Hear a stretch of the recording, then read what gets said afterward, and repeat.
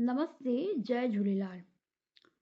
BA एमडीवेज university ऐं Kota university जे पहिरें semester में किताबु आहे ममता जी मौत, जेको कहाणियुनि जो मज़मूओ आहे, जिन जा राइटर आहिनि लक्ष्मण बंबाणी साहबु ऐं उनखे देवनागरी में उल्टो कयो आहे डॉक्टर कमला गोकलाणी, जंहिंखे सुहिणी पब्लिकेशन जयपुर द्वारा छपाए पधिरो कयो। इन कहाणी जूं हिन मजमूए जूं 2 कहाणियूं पढ़ी चुका आहियूं। अॼु हिन जी टीं कहाणी पढ़ूं था, पंहिंजो पोइ बि अजनबी। शीला शीला आनंद शीला खे सॾु कंदो घर में गिड़े थो, पर शीला अंदरि कान आहे। संदसि सॼो उत्साह थधो थी वञे थो। हू सोचे थो त साॻियूं ॿियनि जी बि ज़ालूं आहिनि जे पंहिंजे घर गृहस्थीअ जी संभाल कनि थियूं, पर हिते त फिर पंहिंजे पिताजी की आवाज़ वॼे, दादा शीला केॾां वई आहे? हू रण करे पुछे थो। दादा चवंसि था, पेके वई आहे। जजा ॼाण आई, चएसि थो की माइटनि में वई आहे, इज़त आई। तो लाइ थर्मस में चांहि रखी वई आहे। आनंद जो पीउ, जेको विरांडे में मुडे ते वेही अख़बार पढ़ी रहियो आहे, उतां ई जवाबु ॾिए थो। मां त तंग अची वियो आहियां हिन हयातीअ मां। शादी कबी आहे सुख संतोष लाइ, कीन मूं रुगो चई करे चुप थो थी वञे, ऐं हू ऑफिस जे कपिड़नि सूधो ई पलंग ते लेटी थो पवे। सॼे ॾींहं जी थकावट ऐं गुस्सो संदसि चहिरे ते नुमायो आहे। सिगरेट लाइ खीसे में हथ थो विझे त संदसि हथ नोटनि ते लॻे थो। हींअर खेसि यादि अचे थो त अॼु 1 तारीख़ आहे ऐं शीला ज़रूरु पंहिंजे माइटनि खे पघार पहुचाइण वेई हूंदी। शीला नौकरी त कंदी आहे, पर हुन कॾहिं बि पंहिंजी पघार घर में न आंदी, पर ॿाहिरां ई पंहिंजे पघार माउ जे हथनि में वञी ॾींदी आहे, जीअं शादीशुदा शादीअ खां अॻु कंदी हुई। आनंद खे शीला जे पेकनि जी हालति जी पूरी ख़बर आहे ऐं जेके वाइदा हुन शादीअ खां अॻु शीला सां कया हुआ, से बि यादि अथसि। आनंद अचे थो, शीला घर में न ॾिसी करे थोरो गुस्सो करे थो। गुस्सो करे फिर वापसि वञी अंदरि सुम्ही थो रहे, पलंग ते लेटी थो पए, त हुनखे ध्यानु अचे थो कि अॼु 1 तारीख़ आहे, पक पंहिंजी तनख़्वाह पंहिंजे माइटनि खे ॾियणु वई हूंदी। केतिरे में मूंखे मुंहिंजी मजबूरीअ जो अहसासु आहे शीला। मुंहिंजो यादि अथसि, यानी आनंद खे सभु यादि अचे थो कि हुनजी माइटनि जी हालति कहिड़ी आहे ऐं हुन शादी खां पहिरीं हुन सां छा वादा कया हुआ। आनंद, शीला थी चएसि आनंद खे, आनंद तोखे ख़बर आहे त मुंहिंजे माउ पीउ जो भार मुंहिंजे मथां आहे। जॾहिं आनंद प्यार जूं सभु मंज़िलूं तइ करे शीला खे शादीअ जी आछ कई, त शीला खेसि पंहिंजी मजबूरी ॿुधाई हुई। मूंखे तुंहिंजी मजबूरीअ जो पूरो अहसासु आहे शीला। मुंहिंजो पीउ हिकु प्राइवेट फर्म में मुलाज़िम हो ऐं रिटायर थियण बैदि खेसि का बि पेंशन वग़ैरह कान मिलंदी आहे। कमाईअ जो ॿियो को साधन कोन्हे, तंहिं खां सवाइ दमे जी बीमारी जे करे हू हाणे को बि कमु करण जे क़ाबिल की न आहे। हिन खे शीला आनंद खे पंहिंजी मजबूरी ॿुधाए रही आहे। आनंद संदसि पीउ जी बेवसी ते दुख जो इज़हार कयो हो। शीला चएसि थी, आनंद मूंखे शादीअ बैदि बि संदसि सहारो बणिजी रहणो पवंदो। मूंखे संदसि पालना लाइ नौकरी करणी पवंदी। जा ॻाल्हि शायदि तूं पसंदि न करीं, इन करे शादीअ जो ख़्यालु डैश डैश डैश। चएसि थी कि मुंहिंजे माउ पीउ जो भार मुंहिंजे मथां आहे ऐं शायदि तोखे इहो पसंदि न अचे, तूं शादी खां पोइ मूंखे नौकरी न करणु ॾी, इन करे शादीअ जो ख़्यालु छॾे ॾे। न न चरी, मूंखे हिन क़िस्म जो एतिराज़ कोन थींदो। तुंहिंजी ख़ुशीअ में मुंहिंजी ख़ुशी आहे। आनंद उन वक़्तु पंहिंजी फराक दिली ॾेखारींदे चयो हो। आनंद वॾो दिलि करे हुन महिल चएसि थो कि न न, मूंखे तुंहिंजी नौकरी करण सां कोई एतिराज़ु कोन्हे।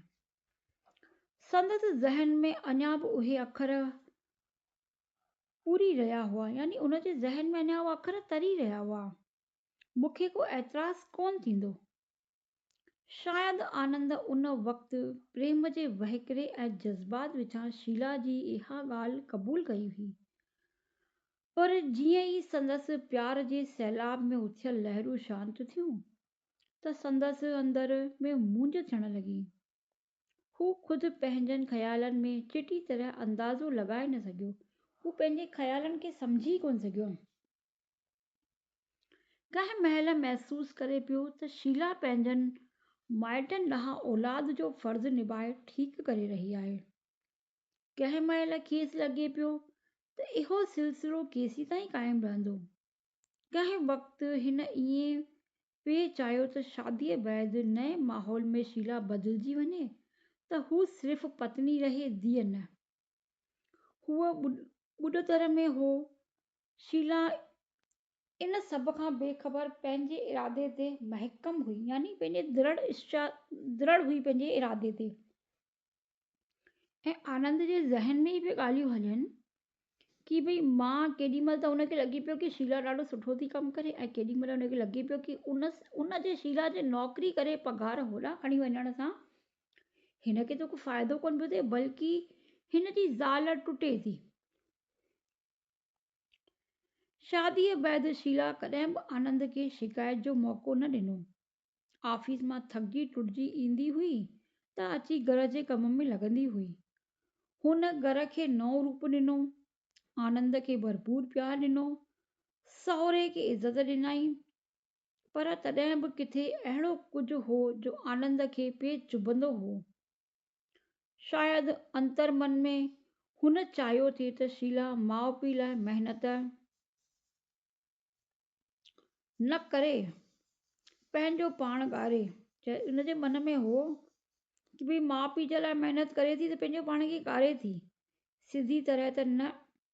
पर हिकु ॿ भेरो हुन दॿियल ज़ुबान सां शीला सां अहिड़ो ज़िक्र पिणु कयो हो, पर शीला खिली टारे छॾियो हो। शीला बीमार थी पई। 2 ॾींहं मोकल ते गुज़ारण बैदि जॾहिं 3 ॾींहं ऑफिस वञण जी तयारी करण लॻी त आनंद खेसि ऑफिस वञण खां रोकियो। अञा हाणे त बीमारी मां उथी आहीं, सॼो हफ़्तो मोकल वठी आराम छो नथी करीं? शीला चएसि थी, असांजो बॉस मोकल जे मामले में तमामु सख़्तु आहे। हू न चाहींदो आहे त स्टाफ घणी मोकल वठे। पर कम खां अवल त सिहत आहे। मूंखे रुॻो तुंहिंजी कमज़ोरीअ जो ख़्यालु आहे। अॼु मां बिल्कुलु ठीकु आहियां, हरू-भरू कट पघार सां मोकल छो वठां? शीला खिलंदे चयो। आनंद खे हुनजी फिक्र थी थिए त चएसि थो कि छुटी वठी करे वेही रहो। त चएसि थी, न छुटी वठंदमि त मुंहिंजी पघार कटिजंदी। इहा कट पघार वारी मोकल तुंहिंजे उन पघार ते हरू-भरू अहिड़ो असरु न विझे हा, जेका तूं पंहिंजे माउ पीउ खे ॾींदी आहीं। चएसि थो कि तोखे इन जी चिंता आहे कि तुंहिंजी पघार कटिजी वेंदी त तुंहिंजे माउ पीउ जो ख़र्चो घटि थी वेंदो। छा उन वटि घटि पैसा पहुचंदा, इन करे तूं पघार कटाए करे मोकल नथी वठणु चाहीं? आनंद टोक सां चयो। जेतोणीकि उहे अखर चवण बैदि हुन महसूसु कयो त हिन हिकु तमामु तिखी ॻाल्हि चई वरिती हुई ऐं अणॼाणाईअ में ई शीला जे दिलि खे दुखायो हो, रंजायो हुई। पर तीर कमान मां निकिरी चुको हो। हिन शब्द चई त छॾिया, पर हिनखे लॻो कि भई मां ॾाढा ग़लति शब्द चई छॾिया, पर हाणे करे छा, शब्द त ज़ुबान मां निकिरी चुका हुआ। शीला को जवाबु कोन ॾिनो, पर संदसि मुंहुं यकदमि लही वियो। हुन पंहिंजे रोसामे खे रोकियो, यानी हुन पंहिंजे रुअण त आयसि पई, पर आंसू पी वई। जवाब में हिन का बि अहिड़ी ॻाल्हि नथे चवणु चाही जो आनंद खे दिलि में थिए। शीला जी चुप आनंद खे वधीक भड़कायो। जेको कुझु तुंहिंजे माउ पीउ करे रहिया आहिनि सा तमामु शर्म जी ॻाल्हि आहे। धीअ जो खटियो पिया खाइनि। हाणे आनंद चएसि थो की तुंहिंजा माउ पीउ जेको कमु करे रहिया आहिनि न उहा ॾाढी ग़लति ॻाल्हि पिया कनि, पंहिंजी धीअ जी कमाई पिया खाइनि। शीला खे ॼण मुतुरको लॻो। हू भला करे बि छा थी सघे? हू भला करे बि छा था सघनि? हूअ तमामु ग़रीब ऐं ज़ईफ़ आहिनि। बीमारीअ जे करे बि को कमु नथा करे सघनि। हुन सफ़ाई ॾिनी। शीला आनंद खे सफ़ाई थी ॾिए की भई हू वीचारा छा कनि। हू ग़रीब आहिनि ऐं बीमार बि आहिनि त कीअं ॿियो को कमु करे नथा सघनि। छा संदसि ॿिया मिट माइट कोन आहिनि? आनंद स्कूली मास्तरनि वांगुरु सवालनि मथां सवाल कंदो रहियो। आनंद हुनखे चएसि थो त हुनजा ॿिए बि त मिट माइट आहिनि। ॿियनि खे कहिड़ी पई आहे जेकॾहिं संदसि पंहिंजी धीअ ई संदन संभाल न कंदी। आनंद, तोखे त ख़बर आहे त मां पंहिंजे माइटनि जी अकेली औलाद आहियां। आनंद चएसि थो की हुनखे ॿिए मिट माइट संभालींदा, पर उहो चएसि थी अगरि सॻी धीअ हुननि जी न कंदी त फिर ॿिए मिट माइट छो कंदा हुनखे संभालींदा। आनंद चुप थी वियो। के खिन कमरे में गंभीर सन्नाटो लॻो पियो। उहो रुगो मेज़ ते रखियल टाइम पीस जी टिक टिक टिक टिक जो आवाज़ पे आयो। शीला, तूं नौकरी छॾे ॾे, आनंद चयो। थोरी देरि कमरे में शांती हुई, लेकिन शीला खे साफ़ लफ़्ज़नि में चवे थो कि शीला, तूं नौकरी छॾे ॾे। शीला दहिलजी वेई, ॼण बम फाटो। जेतोणीकि उन अखरनि जी माना बिल्कुलु साफ़ हुई, पर खेसि उमेद कोन हुई त आनंद हरू भरू ईअं ओचितो अहिड़ी वॾी ॻाल्हि चई विझंदो। संदसि अखियुनि आॾो दम जी बीमारीअ में सहकंदड़ पीउ जो चहिरो फिरण लॻो। हिकु ॾींहुं पिणसि खांसि पुछियो हो, पुट, तूं शादीअ खां पोइ बि असांजो ॿार पई खणी आनंद नाराज़ त कोन थींदो? जीअं ई आनंद हुनखे चयो कि तूं नौकरी छॾे करे वेही रहो, त शीला खे पंहिंजे पीउ जो चहिरो, अॻियां जेको बीमार हुअसि, दमे जो मरीज़ हो, उनखे जो चहिरो अॻियां घुमण लॻसि ऐं उनजे पीउ हुनखां पुछो, उहा ॻाल्हि हुनखे यादि पई अचेसि। हुन पीउ खे विश्वास ॾियारींदे चयो हो, न बाबा, हू त पाण ख़ुशि थींदो आहे। चवंदो आहे त जीअं मां पंहिंजे रिटायर पीउ जी सेवा थो करियां, तीअं तुंहिंजो पिणु फर्ज़ु आहे त माउ पीउ जी संभाल कर। इहो ॿुधी पिणसि केॾो न गदगद थियो हो। ऐं हिन वक़्तु आनंद जा हीअ बेबाक अखर। हूअ सोफ़े ते अखियूं पूरे वेठी हुई। संदसि अखियुनि जी कुंडियूं आलियूं थी वियूं। हूअ चाहींदे बि उन ॾींहुं ऑफ़िस न वञी सघी। इहे सोचे पई, एतिरे में शीला अचेसि थी। ओ आनंद, आई एम सॉरी, मूंखे देरि थी वई। अॼु बाबा जी दवा वठण लाइ मेडिकल स्टोर ते वञणो पियो। शीला तकड़ी तकड़ी अंदरि अचे थी। आनंद चुपचाप भित ॾांहुं मुंहुं कयो सुम्हियो पियो हो। को जवाबु नथो ॾे। आनंद को जवाबु नथो ॾे त आनंद सॼियूं ॻाल्हियूं सोचूं पई कि मां हीअं शीला खे चयो हो। एतिरे में शीला अचेसि थी घर। छा तूं नाराज़ थी वई आनंद? शीला आनंद जे मथनि खां वेहंदे संदसि वारनि में आङुरियूं फेरण लॻसि। खेसि ख़बर आहे त आनंद खे ईअं करणु वणंदो आहे। शीला जो प्यार भरियो वर्ताव ॾिसी आनंद जो गुस्सो काफ़ूर थी वञे थो ऐं संदसि चपनि ते मुश्क रक़्स करणु लॻी। यानी काफ़ूर यानी गुस्सो गुम थो थी वञेसि ऐं हुनजे चहिरे ते, हुनजे होठुनि ते स्माइल थी अची वञे। शीला, तूं कहिड़ी न सबाजी आहीं? चांहि पीअंदीअ? आनंद शीला जो हथु पकिड़े थो। शीला मुश्के थी। तोखे यादि आहे शीलू, शादी खां अॻु असां केतिरो न ख़ुशि ऐं बेफ़िक्र हूंदा हुआसीं, घुमंदा फिरंदा हुआसीं, हिक ॿिए जी दिलि वठंदा हुआसीं।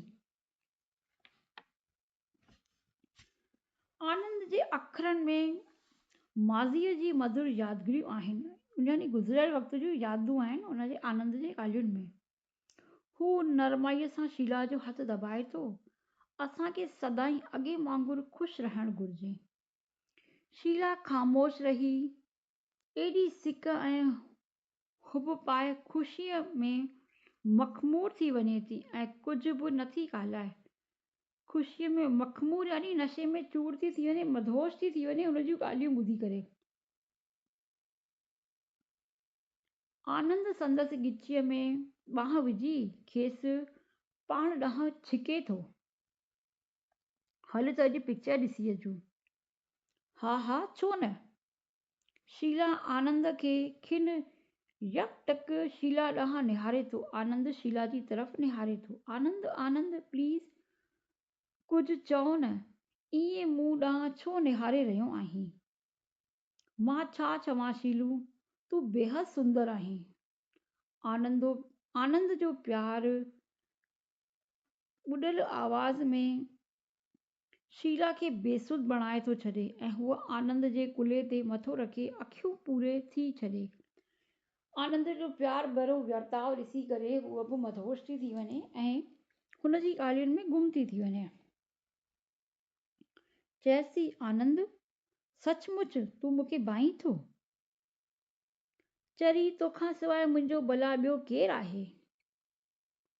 हू ॿई कुझु वक़्तु साॻी स्थितीअ में रहनि था। उन बैदि ख़ामोशी प्यार जे फिज़ाउनि में मख़मूर ख़ामोशी, यानी उन्हनि जे जेके मदहोश थी था वञनि ॿई पंहिंजी ॻाल्हियुनि में।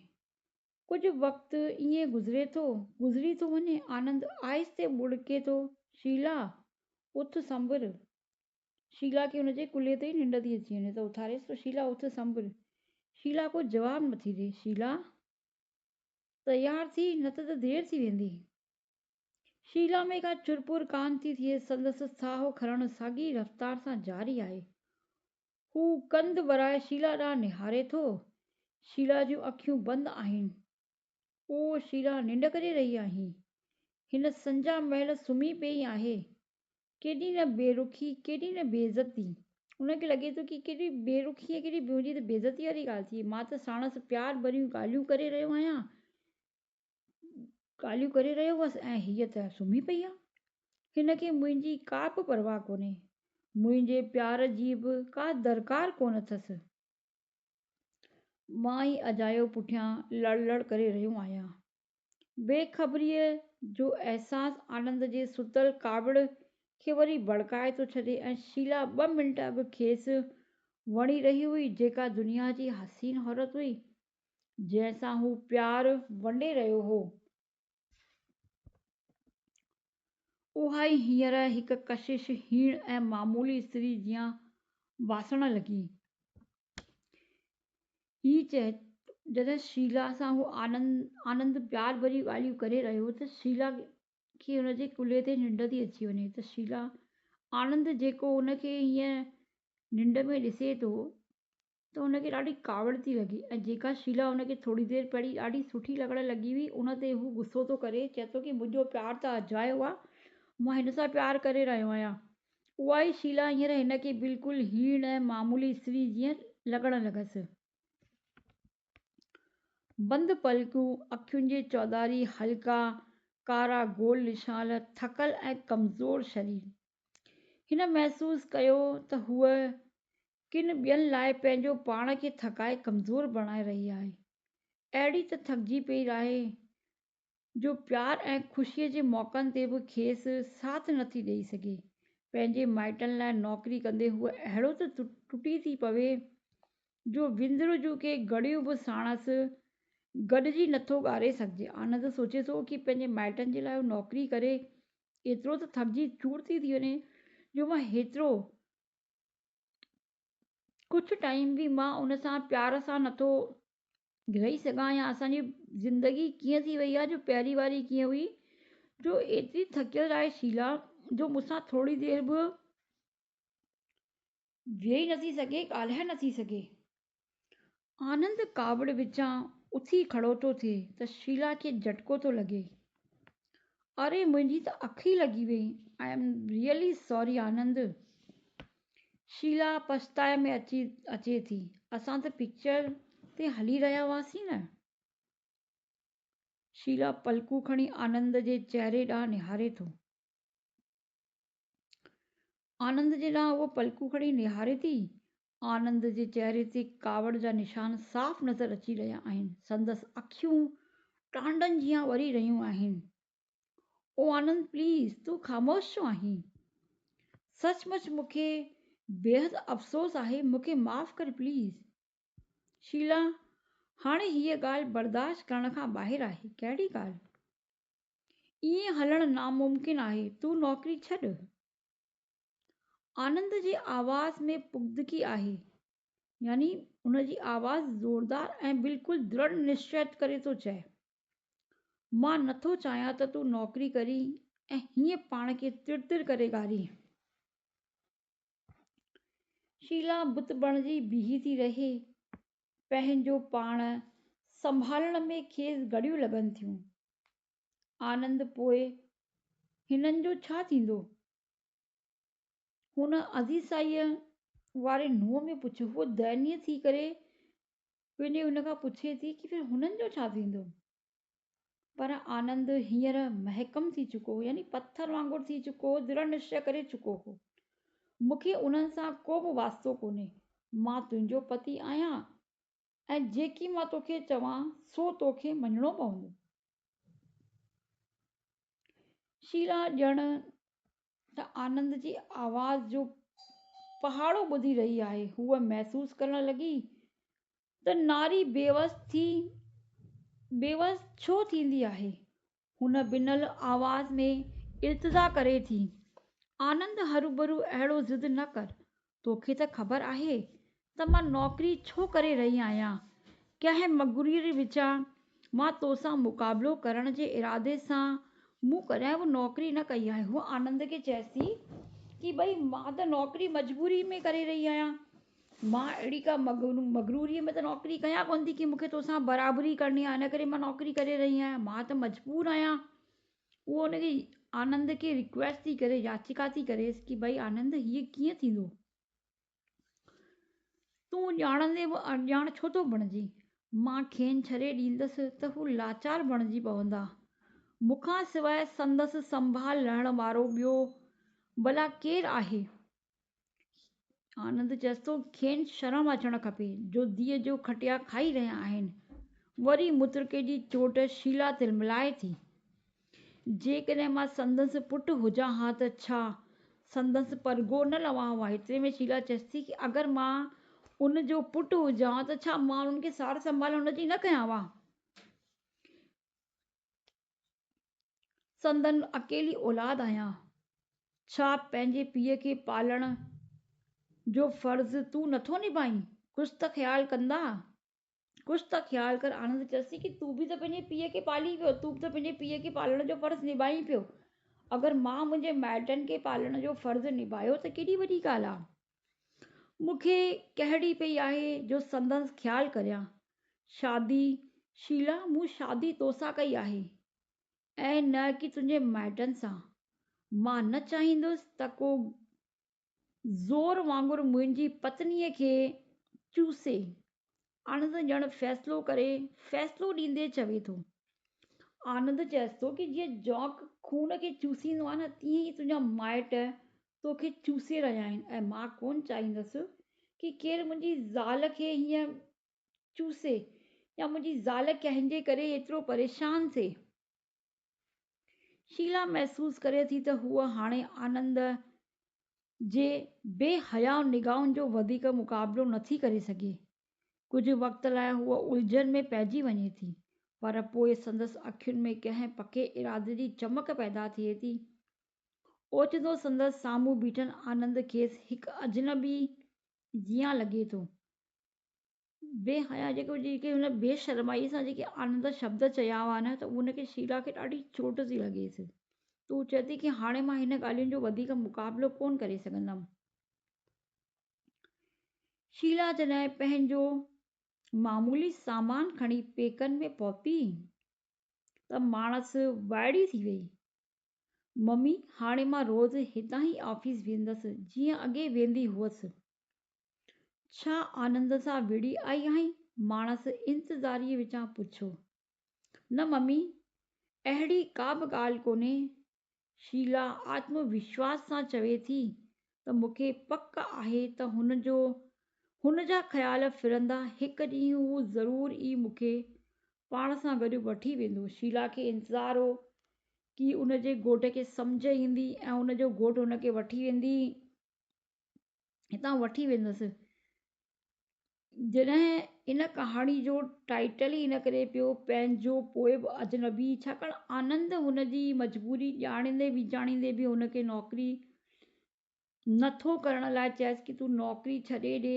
ऐं जंहिंमें त आनंद खे ख़बर हुई कि शीला ई कमाए करे पंहिंजे माइटनि जो भार खणी रही आहे, पंहिंजे माइटनि खे संभालण जी ज़िम्मेदारी शीला जी आहे। तॾहिं हिन कहाणी जो नालो पइजो आहे पंहिंजो पोइ बि अजनबी, छाकाणि उन खे आनंद जी ॻाल्हियूं ॿुधी करे हुन खे बिल्कुलु हिकु अजनबी वांगुरु फील पियो थिए। अजनबी उहे थींदा आहिनि जेके पंहिंजियूं परेशानियूं कोन सम्झंदा आहिनि, त तीअं आनंद बि हुन सां अजनबियुनि जो व्यवहार पियो करे।